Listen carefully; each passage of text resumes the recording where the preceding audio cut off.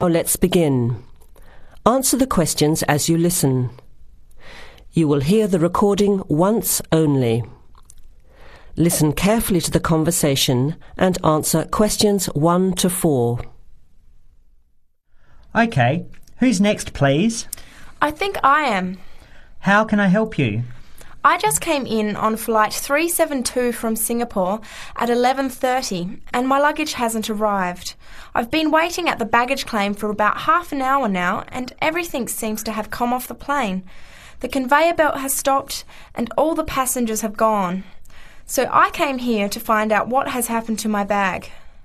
Can I see your ticket, please? Here it is. So you came from Hong Kong today and changed planes in Singapore, right? Yes, the connection in Singapore was a tight one. The plane got in late and I had to rush to get to the next flight. That's the problem right there. There wasn't enough time to get your bags onto the connecting flight. Normally Singapore Airport is very efficient. Now, I need you to fill in these forms. Your name? Jenny Lee. Address? I guess you want my address here. I'm staying with relatives. Just a minute, I'll have to look it up. It looks like 583. No, it's 533 East 67th Street in Riverside. Do you have the phone number there? Yes, I do. It's 93014269. So you came in on Qantas Flight 392. Do you know the number of the flight out of Hong Kong? Let me see. I think it was Cathay Pacific 900 or something. Oh yes, it says here, CX912. Before you hear the rest of the conversation, you have some time to look at questions 5 to 10.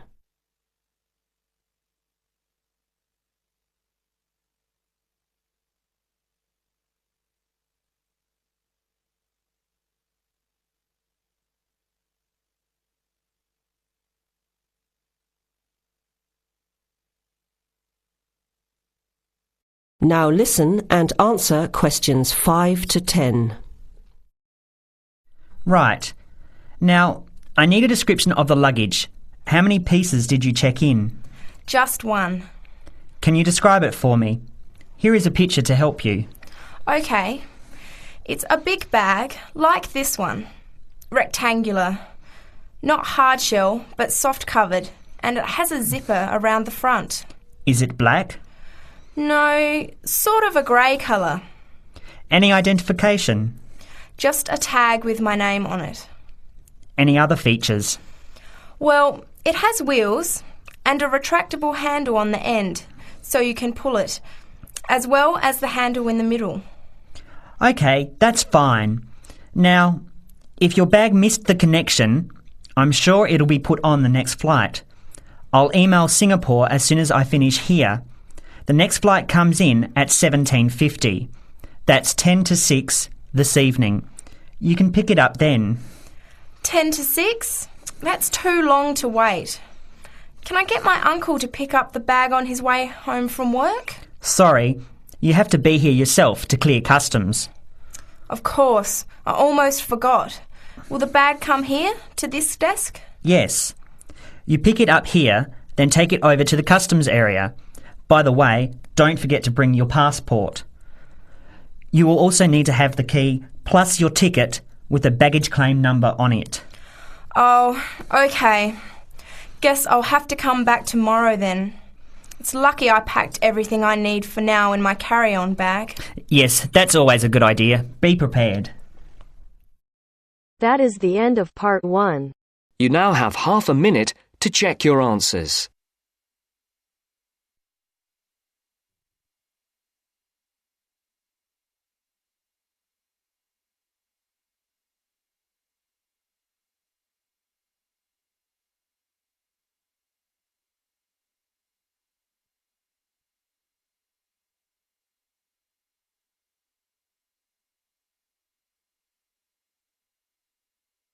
Now turns to part 2. Part 2. Listen to the conversation between the woman and the man and answer the questions. First, you have some time to look at questions 11 to 17.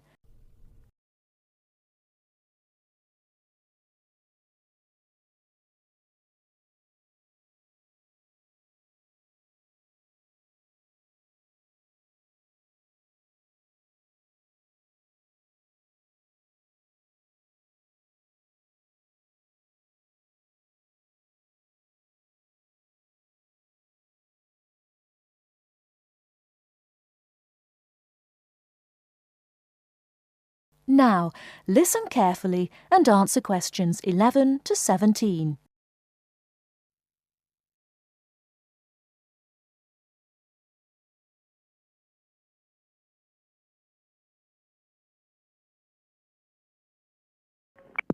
Hello, Paragliders Paradise. How can I help you?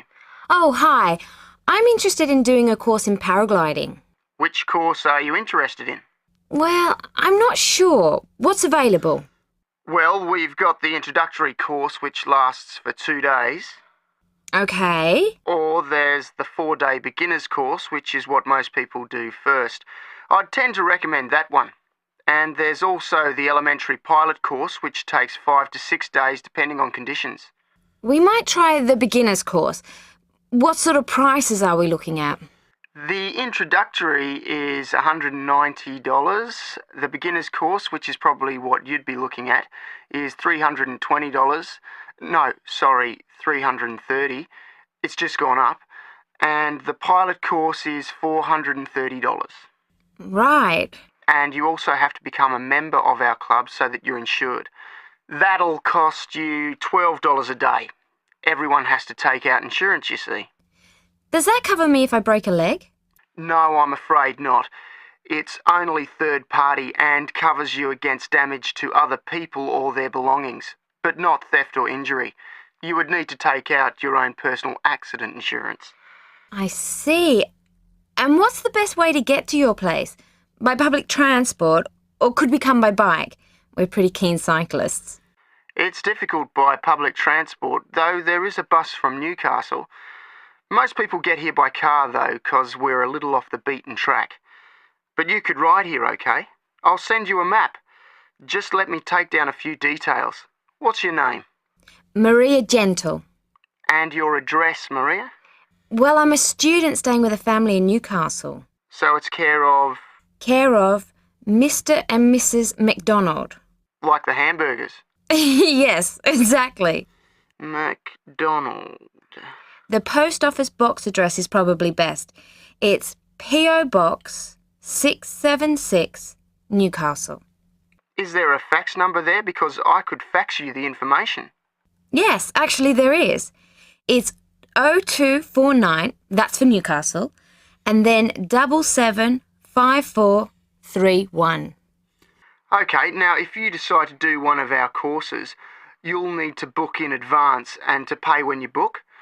How would you be paying? By credit card, if that's okay. Do you take Visa? Yes, fine. We take all major cards, including Visa. Okay then.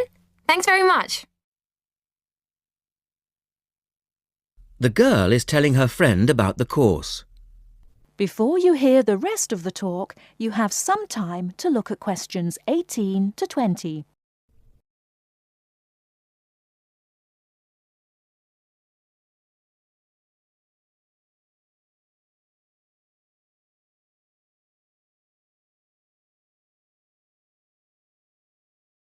Now listen and answer questions 18 to 20. Hi, Pauline. Hi, Maria. What's that you're reading? Just some information from a paragliding school. It looks really good fun. Do you fancy a go at paragliding? Sure. Do you have to buy lots of equipment and stuff? Not really. The school provides the equipment, but we'd have to take a few things along. Such as? Well, it says here, clothes, wear stout boots, so no sneakers or sandals, I suppose, and clothes suitable for an active day in the hills. Preferably a long-sleeve t-shirt. That's probably in case you land in the stinging nettles. It also says we should bring a packed lunch. We do not recommend soft drinks or flasks of coffee.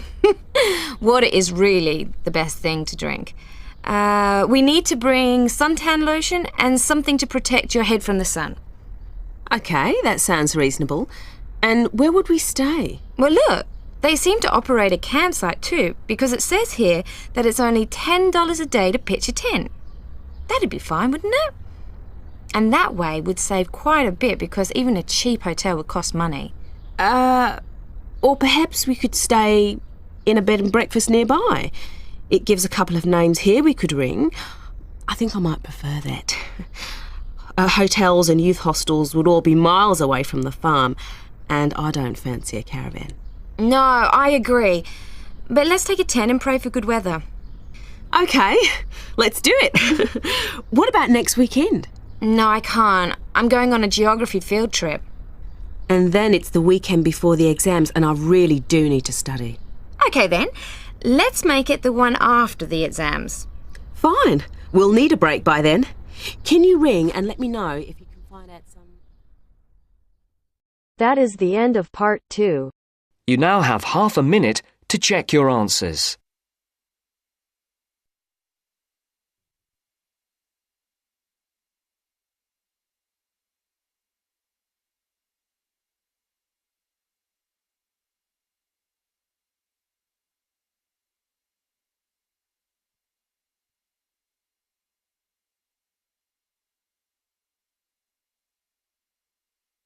Now turns to part 3.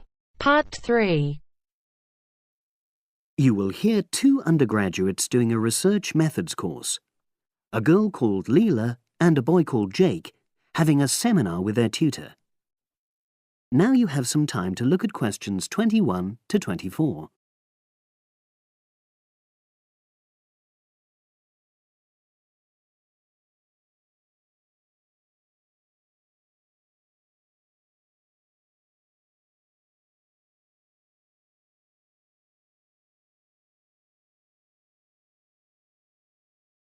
Now listen and answer questions 21 to 24. So the task I gave you both was to choose an article about a small-scale research project. Yes. You were then required to try to reproduce the research procedures in your own context, i.e. try it out for yourselves. Yeah, and that's what we've done. Great. So I'd like you to tell me a bit about the article and why you chose it. Well, the article's written by 2 university lecturers who had started using crosswords to help their students revise terminology for exams. And the crosswords were designed and set on computers. And we selected the article because, well, it seemed an accessible topic, even though we weren't familiar with the technique. You know, using IT to design crosswords for higher education. That's a good reason. So these lecturers wanted to see how well this innovation was received by their students? Yes. So how did you go about reproducing the research? Well, we drew up a list of terms from one of our own modules and designed a crossword for revising these terms. Then we asked our classmates to try out the crossword and give us feedback, their opinions on how they felt about using the technique. Was it easy to find participants? It wasn't easy at first, but then we convinced them that by taking part in the research, they were actually benefiting themselves by preparing for an exam, which is coming up later this term. And it worked. Good. So how did you find out what the students thought about doing the crosswords? A questionnaire. The original article used a 2-page long questionnaire. There were lots of excellent questions on it, but the whole section on difficulties using IT is now obsolete. Old-fashioned even though it had only been written a couple of years ago. So you designed a shorter version? Yeah. Then we sent it to the 40 students by email and got 28 replies. I was taken aback by the fact that everybody we talked to thought this was a good return. I mean, the responses were well written. People had taken a lot of care, but I was really disappointed with the low numbers. Yes, an important lesson to learn for an apprentice researcher. Yeah. Now you have some time to look at questions 25 to 30.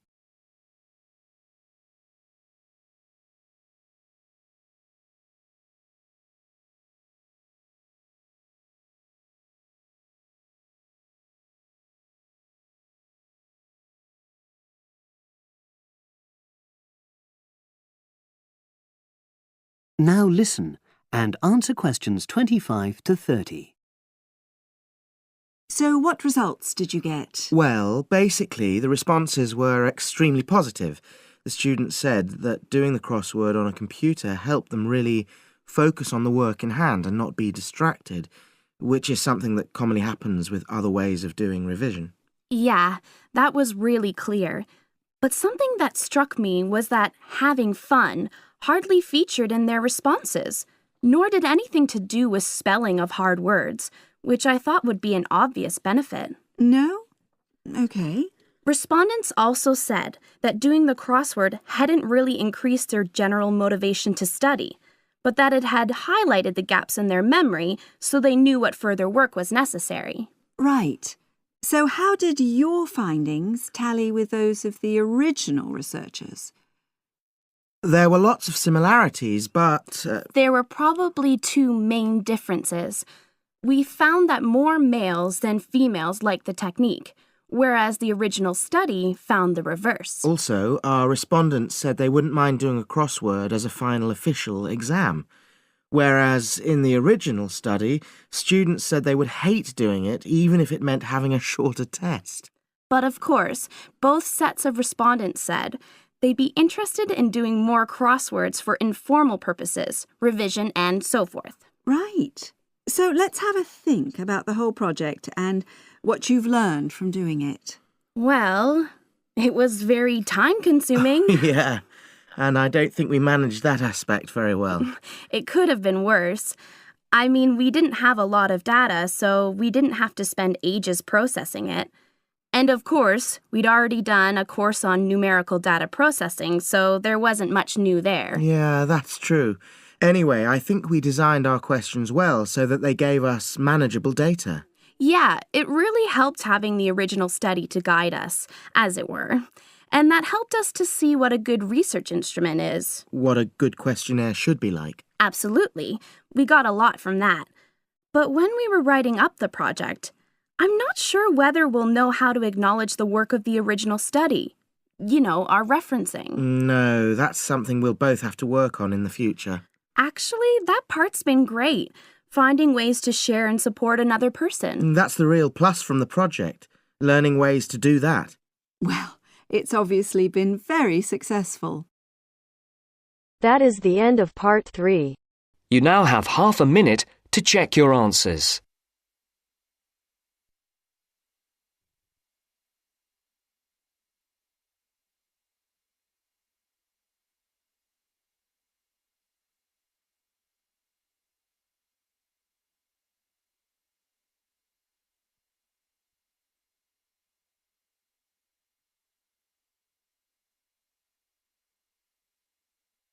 Now turns to part 4. Part 4 section, you will hear an introductory lecture to a course on Southeast Asia. First, you have some time to look at questions 31 to 40.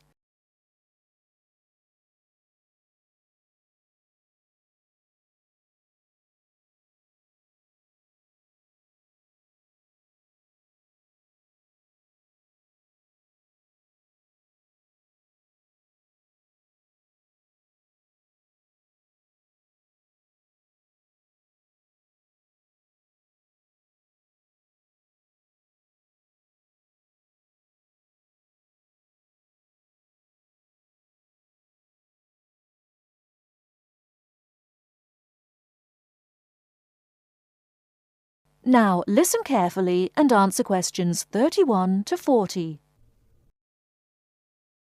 My name is Paul Stange. I'm coordinator of this course. It's called Southeast Asian Traditions. I'm also the author of the study guide and the course reader, and you should have those in front of you. As well as these, you'll need 2 textbooks for the course. There's the one by Osborne and there's another by Legg. I'll talk a bit more about the reading materials in a moment. Now, if you haven't got these materials, you can buy the textbooks at the university bookshop, and you can collect the study guide and the course reader from me on your way out of the lecture.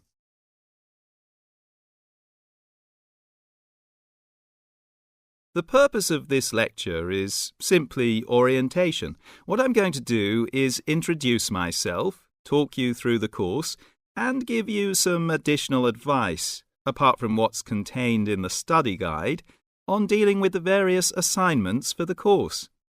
First of all, the materials. You'll find the 2 textbooks very clear, and they give a good basic coverage of the history of the region.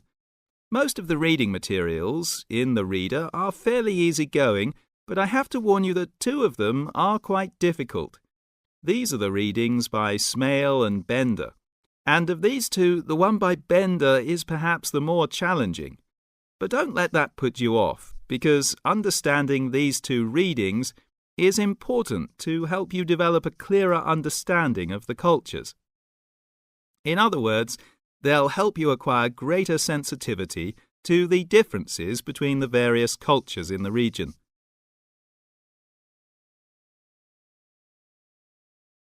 Now, the course itself. The course has multiple aims. It's primarily a history course, but it's not only a history course. It is, in most respects, a cultural history course focusing on Southeast Asia. Nevertheless, the course is, as you'll see from the materials, an introduction to the Southeast Asian Studies component of the Asian Studies program. In looking at the cultural history of Southeast Asia, there are 2 major influences to be considered, the Chinese and the Indian. It's important not to forget the extensive influence that these 2 countries have had in the region.